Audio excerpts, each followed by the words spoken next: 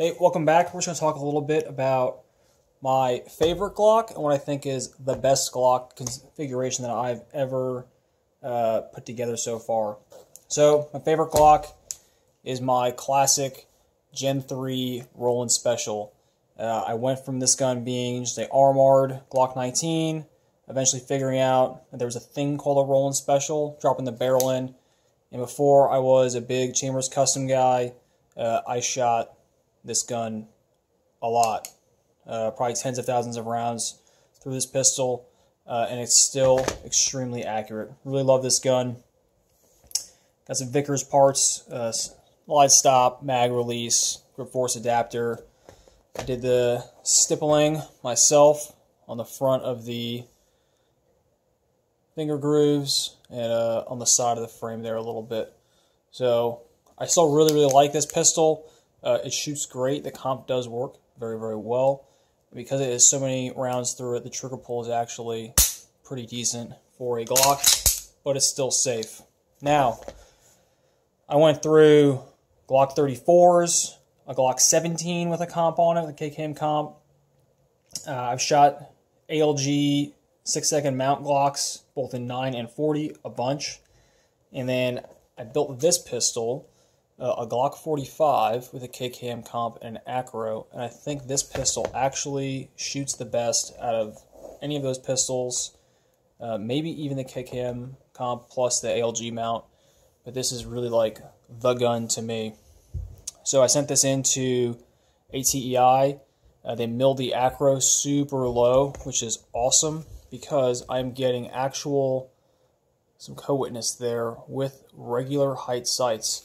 So these are the DeFore Amerigo blacked out sights, and I can use them through the optic, which is great. I don't need any super high sights. I went with some Talon grips instead of stippling, which works just fine. Got a magwell. I think this is from SLR Rifle Works. Maybe one day I'll put a little bit bigger one on. But so far, no problems with that.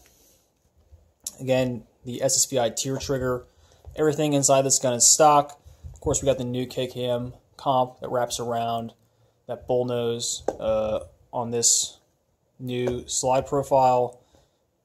We got our little extended levers there, of course. I can get my good thumb going there. But yeah, I think this pistol definitely shoots the best. And what's very cool about this gun is that I have the stock recoil spring assembly in there. So I did not need to do anything to the internals, unlike this pistol, which I had to drop a 13-pound recoil spring in. And that's with both guns running, NATO 124 grain, or say like 124 Gold Dot plus P. So no need to change anything internally on this gun. I love the acro. I got it. People don't like the battery life, but there's this thing called an external battery, and I'm not too poor or lazy to just replace the battery. Not a big deal. Magazines, interesting thing to talk about because we got a variety of options. So the 15 rounder, of course, flush fitting, which is what's awesome about the Roland Special, right? I get all the function of the top half of the gun, but I can keep it kind of short down here. What's interesting to me is that if you take the 17 round factory mag with the factory +2 and compare it to the factory 15 round mag with the Terran +5, they're basically the same size. So if I roll with the Roland and the +5, I can effectively get one more round in the gun for the same length as the Glock 45 with the +2. We'll see. Let's do this little thing. Oh no, I scratched my guns, right? There we go. Just about the same. Of course, they'll fit in any holster you want to use. We'll throw in the big boy mag, right? The Dawson's Far Superior extender.